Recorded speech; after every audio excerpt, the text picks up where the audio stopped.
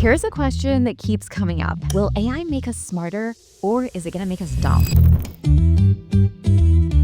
If students can get an essay written in seconds and professionals can just automate entire reports and strategies online, what happens to our ability to think critically? Today, I'm breaking down what the research actually shows and the surprising truth about how AI is actually shaping our intelligence. Recently, I was with a group of superintendents implementing AI in their schools, and one of them asked me a question that made the entire room pause. Sabba, in education, we have spent our entire careers helping young people develop critical thinking skills. What if AI is undoing all the work? And it's not just superintendents who are asking this. Everyone is. Across industries, professionals and leaders are wondering, if we're outsourcing our thinking to AI, are we losing something in the process? Hi everyone, I'm Sabba. If you're new here, I help people navigate the massive shifts that are happening with AI across education and workplaces. I went from teaching in classrooms to leading innovation at USC's medical program to working with Apple and now advising organizations worldwide on the future of AI. Today, we are tackling a question at the heart of AI adoption. Can AI replace human intelligence? And more importantly, does relying on it actually make us less intelligent? This isn't a philosophical debate. It actually has real implications for how we design education, workplace structures, and our own relationship with technology. So let's break down everything we are going to cover. Number one, the real concerns about AI's impact on human cognition, what history tells us about how tools affect intelligence, and three, can AI actually enhance intelligence? And if yes, how? So let's get started. The fear that AI is making us dumb is not new. Every major technological shift, from books to calculators to Google, has sparked concerns about human intelligence declining. But AI is different. Unlike previous tools that stored or retrieved information, AI can actually generate ideas, write essays, and even make decisions. So what happens to human thinking when we start relying on it a little too much? Here are two concerns that people share. Number one, cognitive offloading. When we outsource our thinking, whether it's writing, problem solving, or decision making, our brains don't really get the exercise they need. Just like muscles weaken without use, cognitive skills can decline when they're not being actively engaged. A university professor I worked with noticed something really interesting. He said some of his students were starting to use AI to generate essay drafts to produce perfectly polished work, but when tasked with writing independently in class, they were struggling to come up with original ideas. Now, this isn't just about AI making us less capable. It's a deeper issue called the disengagement effect. People look at this and say, AI is making us dumb, but that's not really the whole story. You see, the real problem isn't that AI is replacing thinking, it's that people are choosing not to engage. Brookings talks about this disengagement gap in detail in their latest report. They say the difference between what people think they're learning and what they're actually absorbing is huge. They said only 26% of 10th graders reported actually loving school, but 65% of their parents think that they did. That is a huge gap. And AI, it is making that disengagement gap even bigger. This is what happens when we don't make learning experiences personal and meaningful. You see, one of the things Brookings found was that students are like passengers. They just sit back and they're just doing as they told. And in that scenario, it's very easy for them to opt out a lot of the thinking to AI because they just don't think it's relevant. Whereas Brookings say most students need to be explorers. They need to have agency and take ownership over their learning. And in those scenarios, they're not going to really be motivated to use AI because they're so invested in what it is that they are creating and what it is that they are doing. The problem? Only 7% of students were identified as being explorers in schools. I was on a panel recently with the Brookings Institute and a few others, and one of the biggest things we talked about is what happens in a world if schools don't change and we start graduating students as passengers instead of explorers. Now, this problem isn't just limited to school. Workplaces are starting to see this as a challenge as well. Now, in my previous videos, I've been talking about how AI is reshaping work and decision making, and now we're starting to see that shift collide with hiring too. The way companies evaluate talent isn't just outdated the same way many school experiences are, it's also being disrupted by these kids and AI, and big tech is having a hard time keeping up.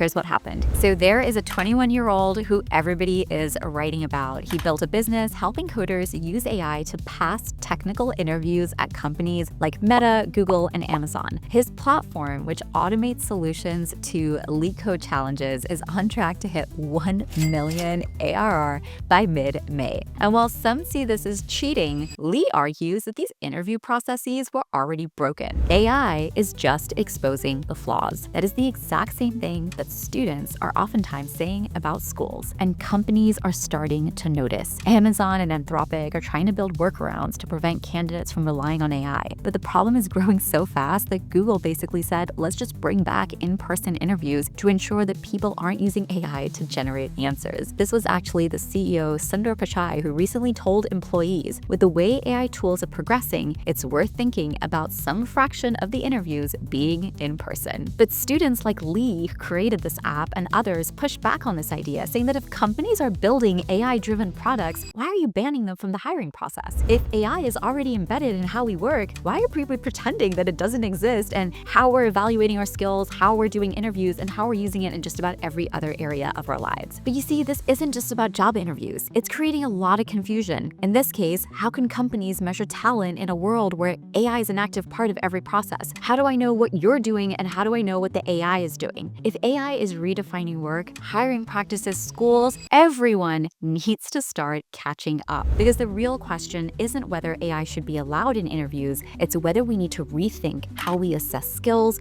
how we assess learning, and how we just assess pretty much everything at this point all together. And this is where things get even bigger. This isn't just about AI influencing decisions. It's about who actually understands how to use it and who doesn't. And this is actually really hard to tell, because while some people are blindly following AI's output, others are using it to completely redefine what success even looks like. And nowhere is that more obvious than in the creator economy. AI isn't just changing how people work, it is changing who wins in a world where creativity, adaptability, and strategic thinking matter more than ever before. The question isn't whether AI will reshape industries, it's who will use it to their advantage and who will get left behind. So let's talk about what happens when AI isn't just assisting work, but it's driving entire careers. Okay, so you may have heard about the creator economy before, but let's just back up for a moment and talk about what it actually is. Because when people hear creator and think of influencers posting selfies or YouTubers unboxing gadgets, that's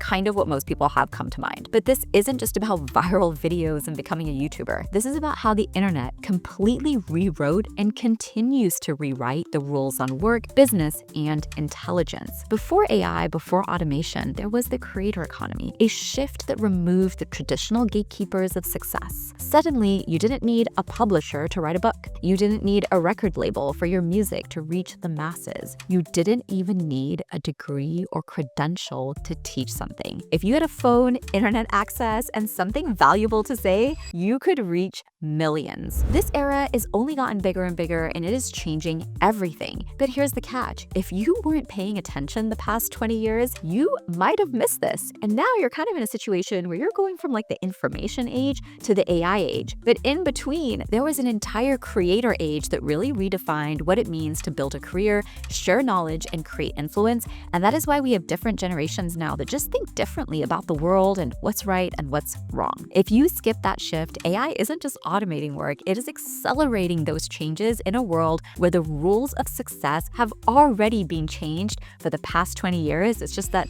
not everyone got access. So now the question isn't just how AI is changing work, it's who understands this game and who's still playing by the old rules. And this is just breaking people's brains because it goes against everything they were taught about success. Let's just take Hollywood as an example. Hollywood isn't just competing with other studios anymore. For the past 20 years, they've been competing with individuals who are building global audiences faster, cheaper, and with sometimes much more engagement. Instead of network executives deciding what gets made, creators on platforms like YouTube and TikTok are dictating what people actually watch. Now, when AI came into the mix, that's when we had the writer's strike and all these little issues that for the past 20 years everyone had just neglected are now all of a sudden surfacing to the top. And it's not that easy to come up with solutions when things have been neglected for as long as they have. And And this isn't just Hollywood. This is happening across the board to all industries. Schools are a great example. We know assessment has been broken for like the past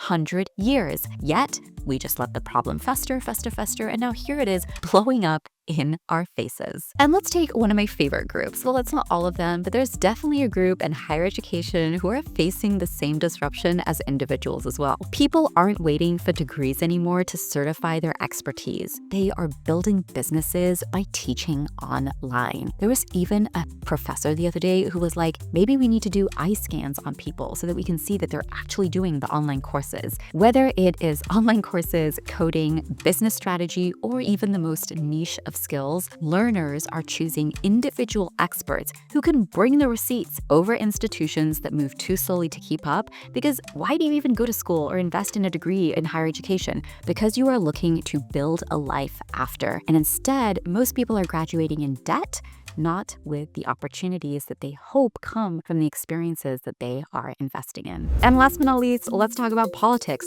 Traditional media no longer controls the conversation. Movements aren't being shaped by press releases or TV networks. They're being built in real time by digital creators. The last election wasn't just won with campaign ads. It was won by the people who controlled the narrative online. The creator economy changed who gets to have influence, build businesses, and shape industries.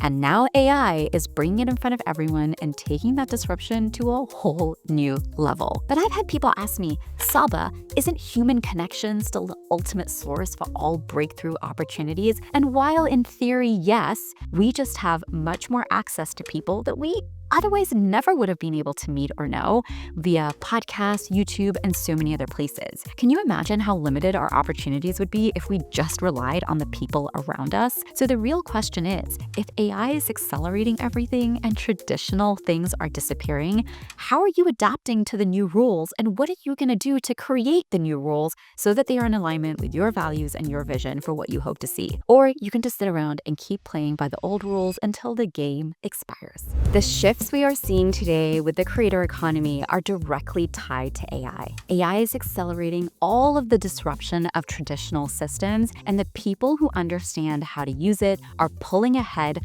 faster than ever. This old idea of intelligence was how much knowledge you could store in your brain. AI has basically made knowledge a commodity. Now, intelligence isn't about knowing information, it's about knowing how to use it and how to create new information that's going to be relevant to the problems you are trying to solve. Because here's the one thing everyone gets wrong. You see, the goal of AI is not intelligence, it's agency. And when companies have goals like this, fearing AI isn't just about job security, it's about limiting your own opportunities. This isn't just about being replaced. It's about the quality of your life, the doors that open or the doors that don't, and whether you're positioning yourself to take advantage of what comes next. You see, most people who fear AI are actually usually just operating at 10% of their potential, not because AI is taking something away from them, but because they've never actually really learned how to use their own skills and strengths to create and expand what's possible for them in whatever field it is that they are in, or just life in general. Let's take teaching, for example. Teaching is no longer just done in a K-12 or university classroom. It's a lifelong endeavor. The creator economy completely transformed how we learn. People are building entire businesses teaching online,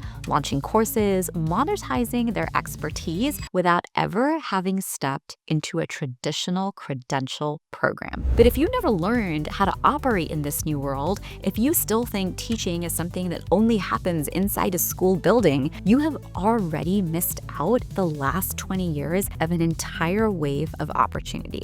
But that's not to say it's too late. You see, throughout history, new technologies haven't made people obsolete. They just created a bigger pie that more people can eat from and expanded what's possible. The real risk isn't AI itself. It's being so afraid of change that you never even learn how to benefit from it. Writing didn't weaken human memory like Socrates once feared. It freed up cognitive space for more complex thinking, leading to breakthroughs in philosophy and science. Calculators didn't make students worse at math. They shifted the focus from basic arithmetic to real problem solving and higher order reasoning. With each iteration of technology, more and more people get access to opportunities that were once isolated to only a few.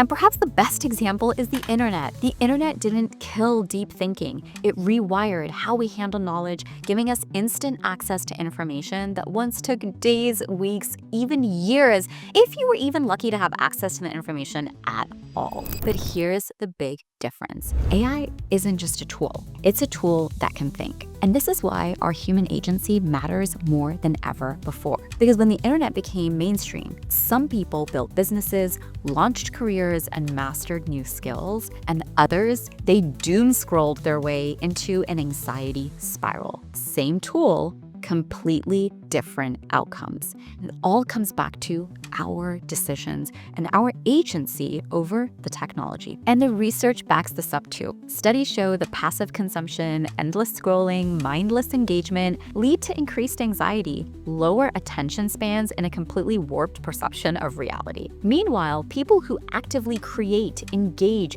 build online opportunities, look at different sources, and are present to think about what it is they're viewing, report higher productivity and a stronger sense of purpose. And this is exactly what is happening with AI. Some people are using it to scale businesses, create content 10 times faster, and innovate. And others are letting it think for them, blindly trusting outputs without questioning what's coming out. So the question isn't whether AI is making people smarter or dumber. The question is, are you using it to level up, or are you letting it think for you? This is the shift that defines the moment we are currently in. AI is not just another tool. It is a tool that can think, make decisions, reason, and who knows what it's going to do tomorrow. And that means the real challenge isn't really AI itself, but how we choose to engage with it and how we build our own human agency and awareness around these technologies. The organizations and people who succeed won't be the ones that simply adopt and use AI. They'll be the ones that integrate it with intention, transparency, and creativity, using it to amplify human insight rather than replace it. The reality is AI is here. The only real divide, as has always existed, is between those who shape the future and those who let it shape them. That's why we don't start with tools. We start with what we call the foundation sprint. Before you ask what AI should we use, what tools should we give people, the real question is, what problem are we solving and how are people going to be empowered to make decisions about using this technology? Because the wrong AI applied to the wrong problem doesn't move you forward, it can actually send you miles back. We have to build these things with intentionality. Just having access to the tool isn't enough. And I want to give you a great example. So let me take you to where I work at the University of California, Irvine. And one of the things that I love about their approach is that they know people don't just automatically learn how to use AI. That they as leaders need to create the guidelines, give people tools, and give direction. They have an entire page dedicated to not just using AI.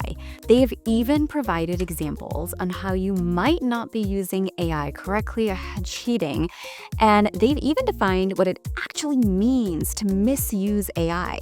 The clarity they have created is exceptional, and quite frankly, I haven't seen it anywhere else. This is the kind of clarity, not just young people, honestly, the clarity that everyone needs to continue to cognitively grow while using these tools. One of my other favorite things, they've even provided strategies for what to do instead so that you don't end up misusing AI tools. Now, this Stanford study by Eric Brynjolfsson actually found that professionals using AI for creative tasks didn't just work faster, they produced more innovative solutions than those people who were working without AI. But the thing is, AI didn't replace their thinking, it extended it. So let me summarize the study for you. AI didn't make people smarter or dumber. It changed where they focus their intelligence. Instead of spending time on routine tasks, they shifted their energy to evaluation, refinement, and strategy. And that's exactly what we're excited to do at UC Irvine, because these are the tools that will help people make decisions on how to use AI in the future, and it is something we all need practice with.